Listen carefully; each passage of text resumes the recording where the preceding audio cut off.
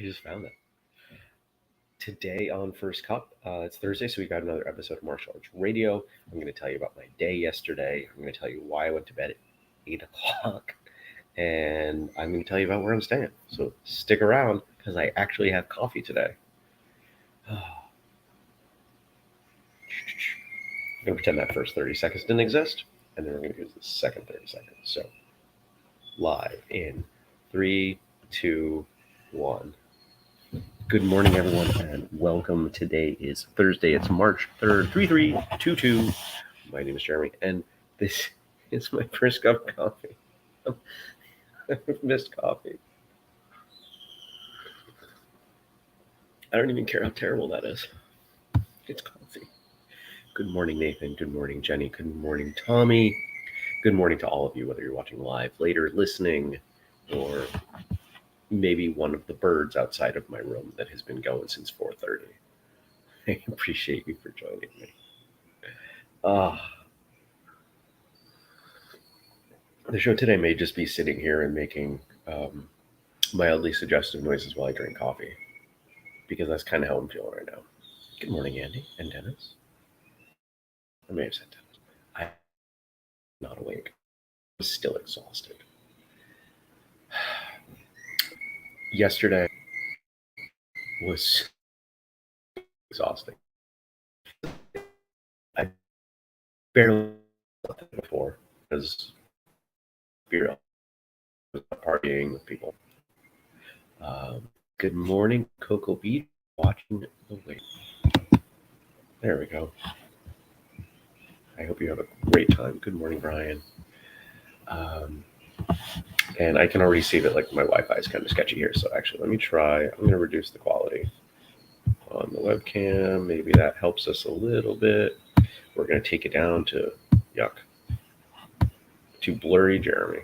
Oh no, it just reduces the side screen. Okay, let's just zoom in on my face. Great. And so not a lot of sleep, waking up early, getting on the boat, the sun, right? Like all these things. And so I get here and I've been messaging with the hotel and I was like, hey, so I'm coming over. Is there anything I can do Wednesday on the way over? Like, because as I came to, before I booked, I didn't realize that all the fun tourist stuff in Belize has nothing to do with Belize City. You either stage from Belize City to go out of Belize City to do something, or you're on the islands and you do things from the islands. Like Belize City itself, it's a fine city, but it's a city. There's nothing really touristy in the city. And so I'm like, what can I do? And they wrote back while I'm on the boat coming over. They're like, oh, well, there's some ruins we can hook you up with. And I was like, all right, let's do it. So I had just enough time to take a quick nap, unpack, put some stuff in a bag, and I went off to the ruins. And it was, what's the best word? It's powerful. You ever go somewhere and you can just feel the energy of that place? It was insane. Absolutely insane. I took some pictures. I put a couple pictures up on Instagram. But the best pictures are on my camera. And I forgot to bring a memory card reader. So I can't plug them in. I can't back them up. And it's freaking me out. So I've got all the trip's best pictures on one memory card in my camera right over there. And we're just going to pray that it's okay. And had an amazing tour guide. This guy was awesome. Like seriously, like awesome. And got back here about 6. And I was so tired. You want to know how tired I was? I left my key in the hotel door. That seemed like a thing I do. Now, I didn't remember to deadbolt it, but I was basically like so tired I was drunk. Stacy says, love the birds in the background. Yeah, they're kind of nice when, you're awake. Oh, it's so loud.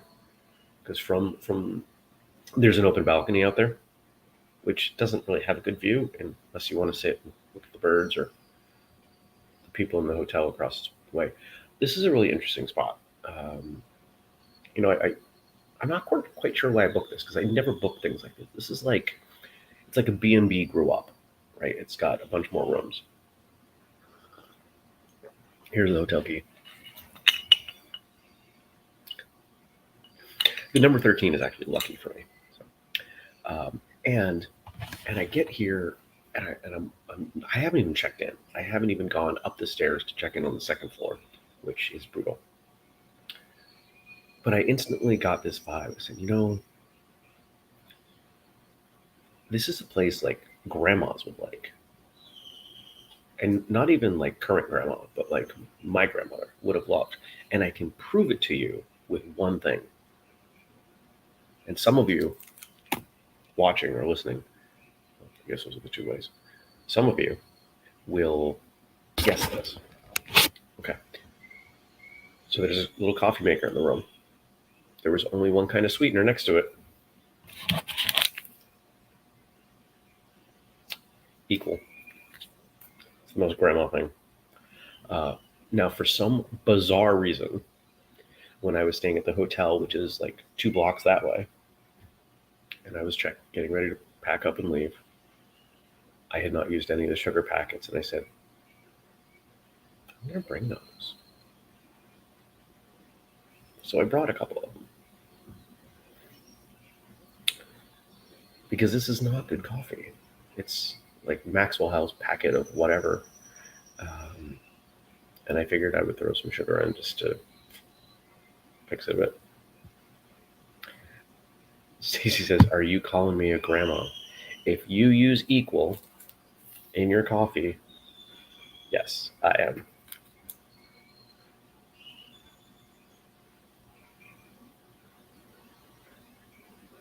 How can they claim there's no sugar in this when the first ingredient is dextrose? Well, they claim it's 0 calorie. There's dextrose in this. That's sugar. That doesn't make any sense to me. But, if you want sugar, have sugar. Fake sugar ultimately is not as good for you. So there's some discussion about Daniel's ongoing battle back from COVID. Dennis asked him, how's he doing? He says, not 100%, but getting better. Thanks, man. Made it back to work. That's great.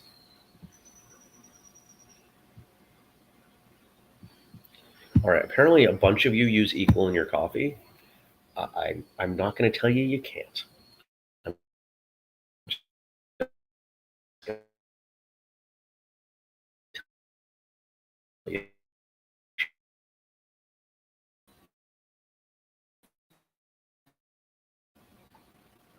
And Jenny says, dextrose, which is not sugar. You're right. This is a factually correct statement.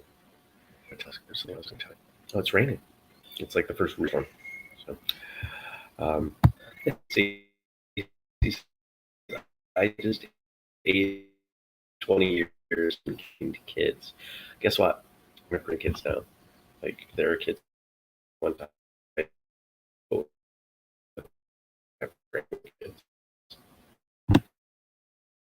just tripping me out.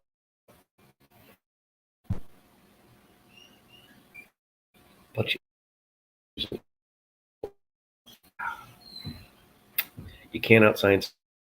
Just remember that. You can close it. I don't know.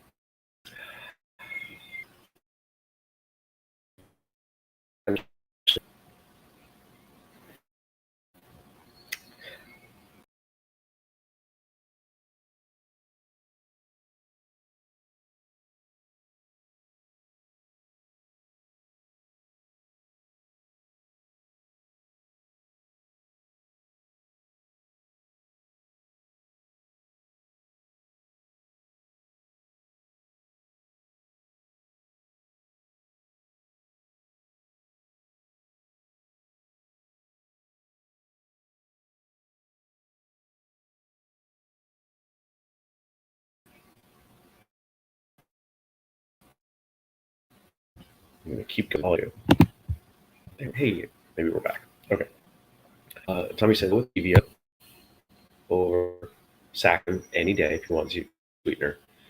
Get it from the juvenile diabetic. Completely agree. Um, Stevia, if some people don't, there's a taste to stevia. Some people don't like. Also look for a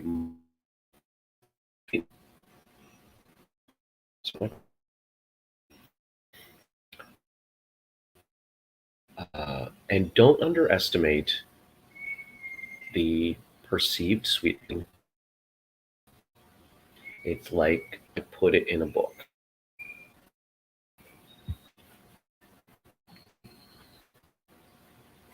And I say, also, this is the shirt for the mind runes. My skull whole band shirt. Without a doubt, was the best dress. Everybody's like wearing these like scrubby t-shirts and they're like, I've never bested. No, be Atlantic City. Well, no, I wasn't the best dressed in Atlantic City, but out of our small group was.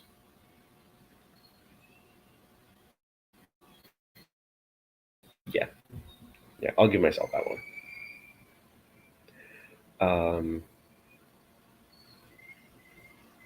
oh, we're on totally the wrong thing.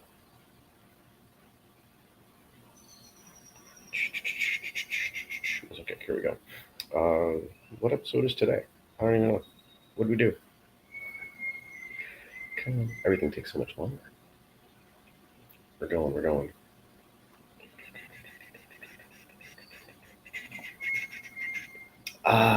Okay. So this is an episode that I had a lot of fun doing with Andrew. Dennis says, I was wrong. Just check the pantry. And we used stevia. Who knew? Uh, I'm going to guess Sarah knew, and you did. But this episode is titled, Can an MMA School Be Traditional?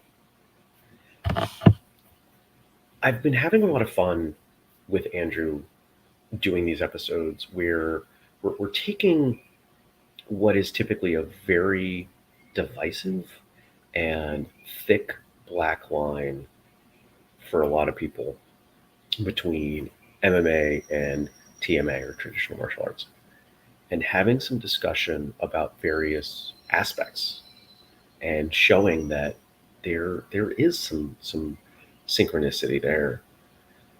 And I don't remember where this question came from. I think it was a guest suggestion. Or, I'm sorry, a listener suggestion. And I loved the topic, and Andrew did as well. And like any other, we go through and we kind of have to throw some definitions out there, because if you don't have the definitions, then what are you talking about? And it really, when you talk about something like this, I think the definitions really are key. And, honestly, my high school debate coach probably, if he has any awareness of what I'm doing, is very excited that I start these conversations with definitions. It's terrible, and I'm still very excited to have it.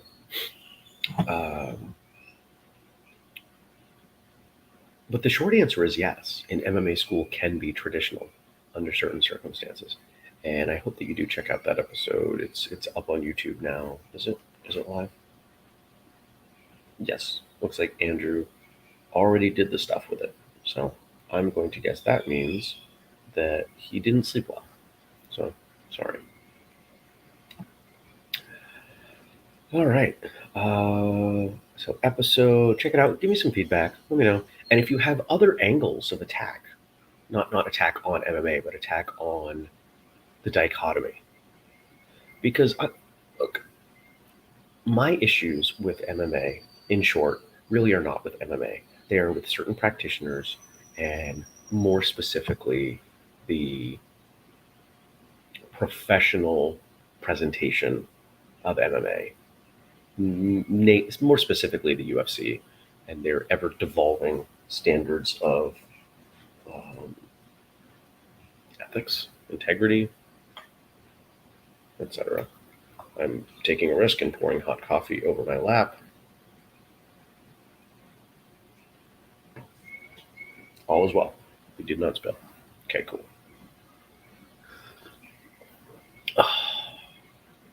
I had no coffee yesterday.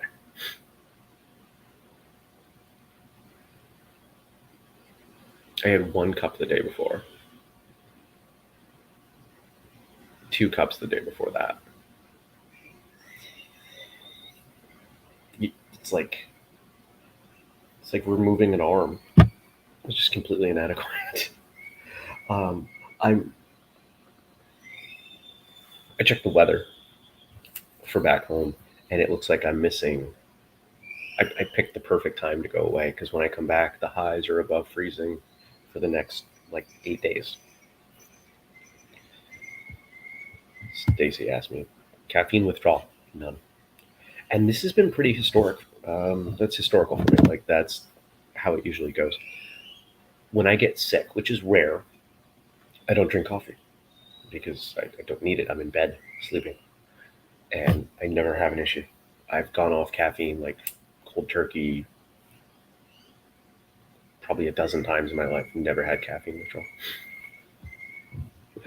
Daniel says, my friends don't understand why I don't follow the UFC. I'm into martial arts and pro wrestling. Why wouldn't I watch UFC? I should like it, right? It sounds like it. The difference being that we know that there is an element of pageantry, seems like a dismissive word, but it's the best one that comes to mind. When we watch, when we pay attention to martial arts stuff, when we pay attention to, let's say, um, pro boxing or sport martial arts, the majority of what happens in the ring, in the competition. When we watch pro wrestling, the majority of there really isn't a line between the setup and the activity. We're watching an incredibly athletic, skilled demonstration. It is an emotionally involved, let's call it combative demonstration. And I think it's a lot of fun. It can be cheesy, but that's okay because it knows what it is.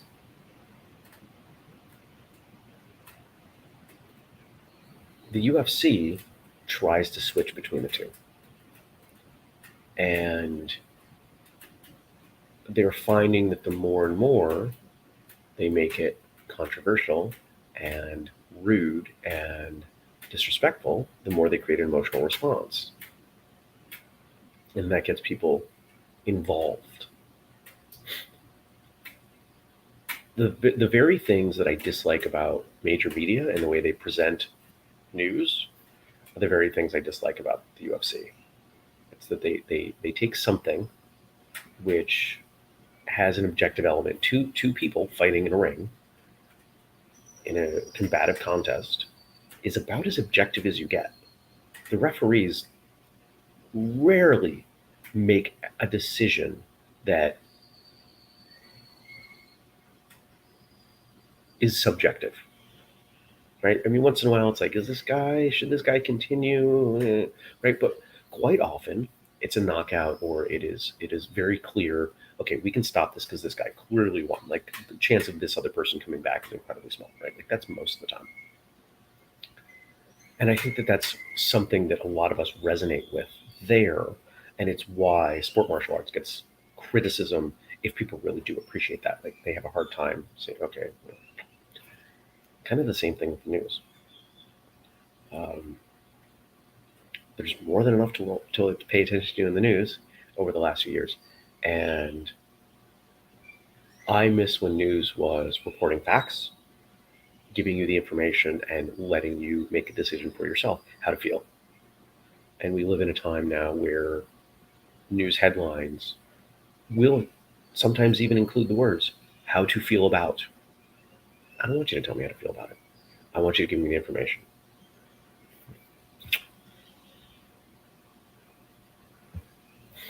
Daniel says, I can highly recommend looking up Mike Quackenbush talking about the art of pro wrestling at Ignite Philly 16. He does an amazing job at explaining wrestling. It's not that long. Seriously, take 20 minutes to watch it. If you send me a link to it, I will probably watch it today. How's that? And Jenny says, we run into people who, when they hear we do martial arts, they jump to the conclusion that we must like UFC. It's one of those stereotypes, I think. And, that becomes, I think this might be starting to change, but I can't be sure. So early on in whistlekick's existence, I I did some episodes where I talked about, and actually we've still talked about these, the fact that blurry line for the general public is a disservice to traditional martial arts. And I'm hopeful that as people have realized what the UFC is, which is,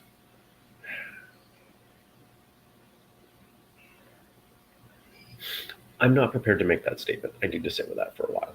It's a pretty bold statement. For what it is, as people realize what it is, then I think they're starting to realize that there's a difference. Thank you, Daniel. I will check that out later. In between watching, I will probably watch another Harry Potter movie. I had this loose goal of watching the whole collection by the time I got back. And since I have 24 hours of flying, I'm probably sleeping in the Dallas airport. 8 hour, I have an 8 hour layover. It's like the most annoying amount of time for a layover because by the time you leave and you come back through security, you've paid for a hotel that you're going to get about 4 hours of sleep. So I'm probably going to sleep in the hotel. I'm sorry, the airport. I'm going to be that weird guy off in the corner, like with a hat over his face. Whatever.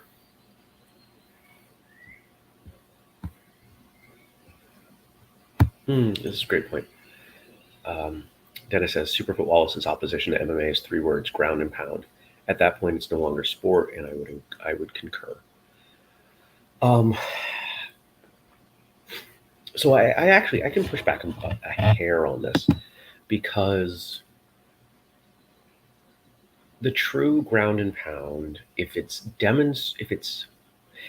is a point where if the referee's doing their job well, right, it's an incredibly fine line, and there's a lot of tension in that position because if the dominant person, the person on top, is able to express their dominance and get a few good shots in, and it's clear that the person on the bottom is not going to be able to recover from that and change the dynamic, the ref pulls the fight, right? Like we've if you watch, you've seen that.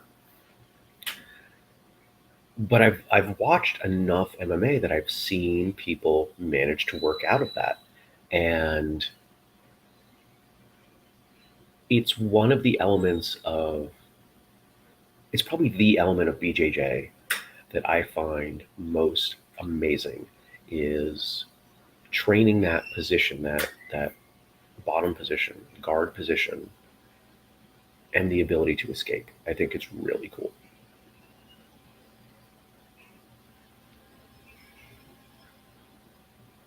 So while it's often gross and it carries some gross with it, physically and emotionally, I do appreciate it. All right.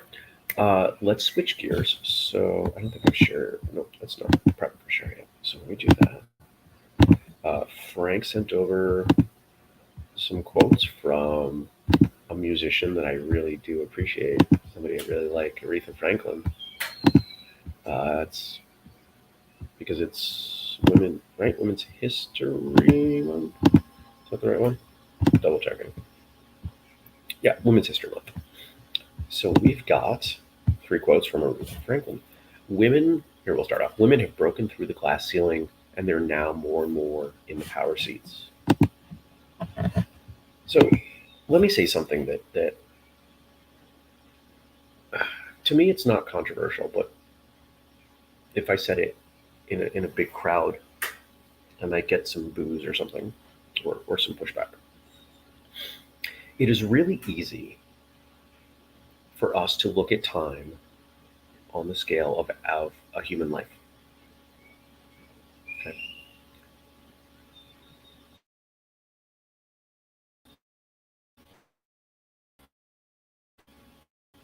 And there's an element of self importance as we do that. Time passes as time passes. And I've had this conversation with multiple people as women have pushed back on me on certain things, in discussing the world. Then it says, Frank, in case we haven't said it recently, we appreciate you, brother. Absolutely. The fact that I can wake up and know that there's always something for us to talk about and something worth talking about, courtesy of Frank, my favorite thing about him. Not my favorite thing. One of it's a long list. I really appreciate Frank. Um, let's take a step back. Women gained the right to vote in the 1920s, right? It's been 100 years. Out of how many years? Quite a few. So when we take a look at anything, any kind of gender inequality, I see it as rapid progress, but not rapid progress from the perspective of our own lifetimes. Rapid progress in the scale of time. And if you take a big step back, if you look at what's happened in the last 500 years, 200 years, 100 years, 50 years, over any given um, subject that you are passionate about, we've made tremendous progress. And the rate of progress is actually, as far as I'm concerned, increasing. And I think it can be really easy for us to get disheartened and look at bumps in the road. But I think it's important for us to remember that progress, full screen for a moment, progress is not necessarily linear. There are going to be bumps, right? If you look at any graph, if I look at a graph of my investment portfolio, if I look at a graph of weather for the year over time, right? It's not a nice, clean mathematical formula because these are complex systems. The way we show up in society is as complex a system as you get because it is the result of a whole bunch of people and a multitude of factors that determine how they show up day to day in their own lives. And it's the collective contribution of all that that lead to whatever it is in the world, right?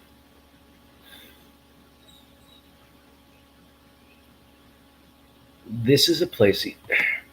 12 months to health is not just a perspective to look at one's own personal health. To me, it is the way it is the way I see the world.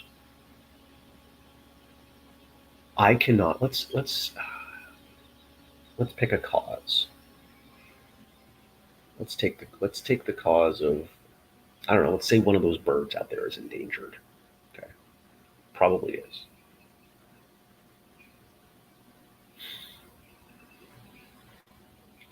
There are a couple ways that I could approach helping that bird.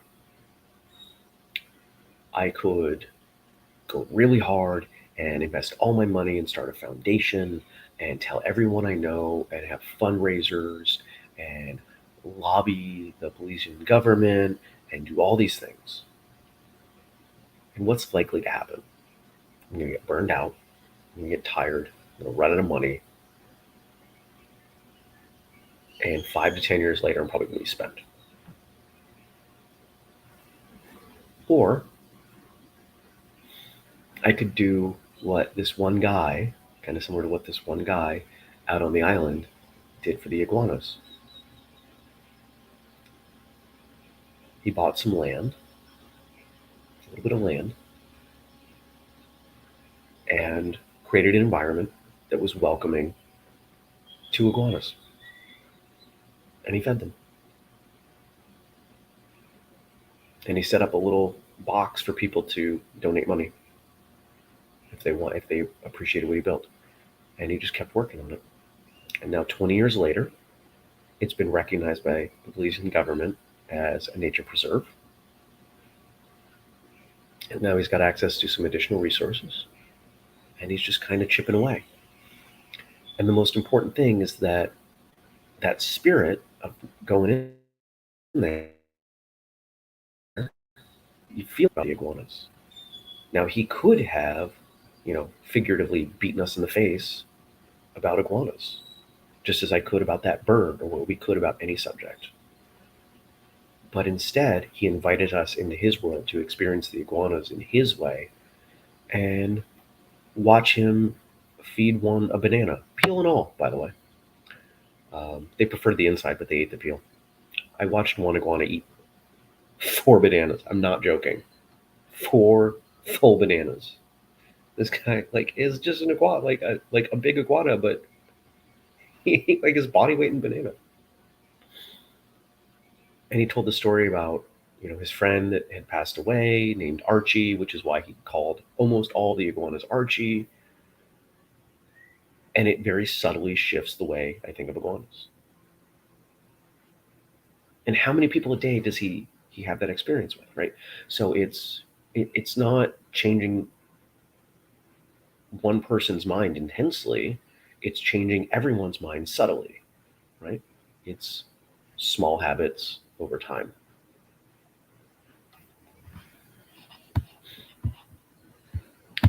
Tommy says Victoria Woodhull ran for president shortly after the women's suffrage movement. Yes, quick progress indeed.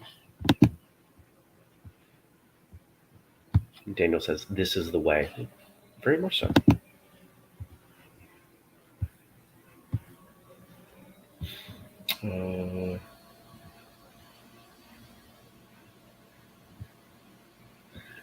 Discussion about having a woman president. Hey, you know what? That's a whole other subject. I'm not stepping in that one right now. We don't have time for that. That's too long. All right, next. People really don't have to give you anything, so appreciate what people give you and just don't let that go to your head, whatever it is they give you. Whether that's, yeah, and I suspect as a famous musician and honestly, one of the most powerful voices I think ever recorded, she's probably talking about fame and admiration. And oh, what's the quote? I don't remember the quote, but there have been a number of people that have talked about how you treat people on the way up is how they're going to treat you on the way down. Because nothing's permanent, right? There was a time when Aretha Franklin could sell out a stadium. What would she sell out now? I mean, she's a little bit of a counterexample, but my guess is she's not selling out Madison Square Garden anymore. She's probably selling, if those of you in Vermont, she would probably do well at like higher ground. Maybe the Flynn Theater, a few hundred seats. She's not as big as she was, but I bet she still appreciates what everyone gives her in terms of admiration.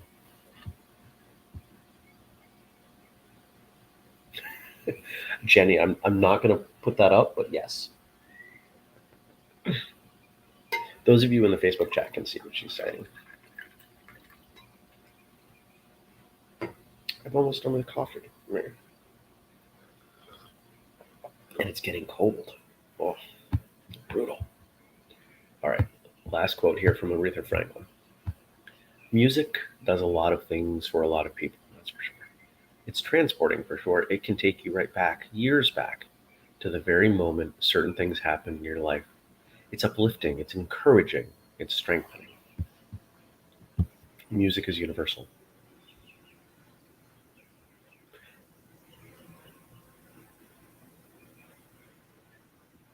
Percussion's a universal language, just as laughter is a universal language. I love music. I love the power of music. I love the experience that good music can create for people. I have a few friends. I'm still paying attention to new music. I don't like most of it, but I pay attention to new music because I'm open to new things. And one of my favorite things about TikTok is that I've said for a number of you know that my favorite genre is like 90s hip hop. And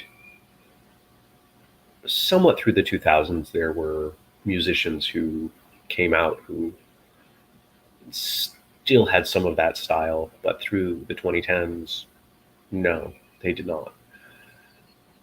But now with a discovery tool like TikTok, I'm getting exposed to some new musicians who remind me more of that era, and it's been really nice. And so I'll share. I've got a few friends like, oh, check out this guy, check out this person, check out her, and it's kind of cool.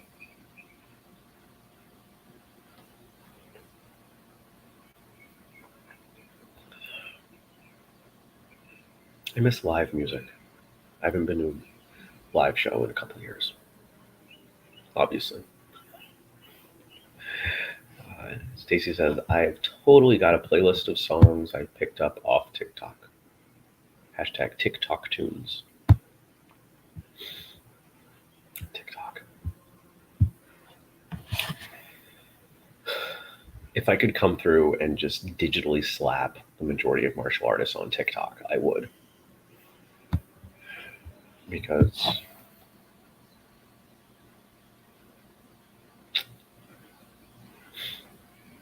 they just don't get it. They're feeding the trolls.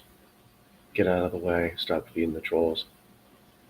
Why do we have all these trolls? Because you engage with them, because you post their comments and record videos responding to them. What you focus on, you attract.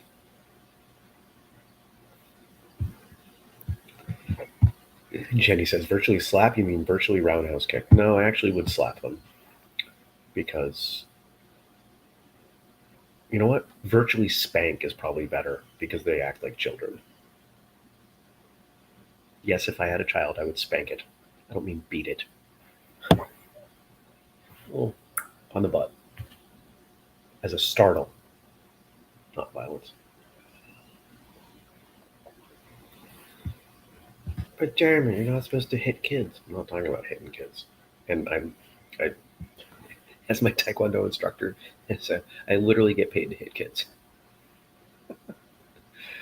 All right. I think it's time, you guys.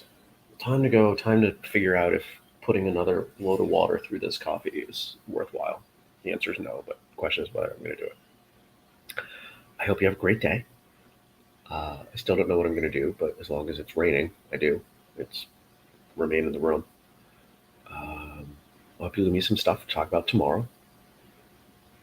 I'm awake. I slept like 9 hours, 9.5. I could have slept more, but I feel better. Show tomorrow because my flight is at like 4 o'clock in the afternoon. I'm figuring out like timing of when I leave here and setting up a shuttle. That's the only thing I really have to do today. So, thanks for joining me. I appreciate you all. Go check out that episode of Martial Arts Radio. It's available on YouTube in video. It's available in audio form in your podcast feed. And if you've got follow-up or maybe a different angle or something, let us know. Best way is to email me. Andrew and I talk about it and, kind of on the back end and then decide what we're going to do from there. If you want to support us, where is it? Use the code FirstCup15. Nope, not that one. FirstCup15 at whistlekick.com. A bunch of you have bought gear bags. Holy cow. Apparently we should have made that a while ago. You've got the Patreon, patreon.com/whistlekick, and of course, whistlekick.com/family for everything. If you've got questions or comments, leave on the Facebook page, facebook.com/firstcupwithjeremy. We do the show every weekday, 6:30 a.m. U.S. Eastern Time, aka 5:30 Belize time. And that's it. So thanks for joining me. I appreciate you hanging around through the Wi-Fi challenges and the fact that this is balanced on my knee. Yes, I'm doing this intentionally now. Have a great day, everybody, and I'll see you tomorrow. Take care. Peace.